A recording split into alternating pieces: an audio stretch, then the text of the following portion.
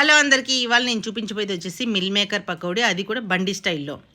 చూస్తున్నా కదండి, ఇలా చిన్న సైజ్ మిల్ మేకర్ని బాగా మరుగుతున్న నీళ్ళలో వేసేసి మూత పెట్టి ఒక 10 నిమిషాలు వదిలేస్తే ఇలా సాఫ్ట్గా అయిపోతాయి.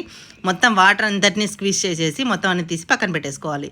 ఇందులో సరిపడినంత ఉప్పు, పసుపు, కారం, అల్లం వెల్లుల్లి పేస్ట్, కొంచెం గరం మసాలా, నెక్స్ట్ ధనియా పౌడర్ ఇవన్నీ కూడా యాడ్ చేసేసి కొంచెం కరివేపాకు, నెక్స్ట్ పచ్చిమిర్చి చీలికలు కూడా యాడ్ చేసేసుకున్నాను.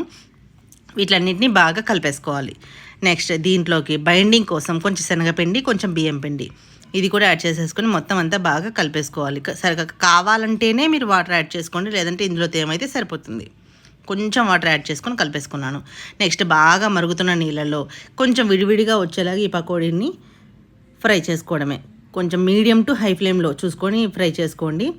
ఇలా బాగా ఫ్రై అయిన తర్వాత దీంట్లోకి నిమ్మరసము, నెక్స్ట్ ఉల్లిపాయలు వేసుకొని బండి స్టైల్లో తింటే అదిరిపోయే మిల్ మేకర్ పకోడీ రెడీ.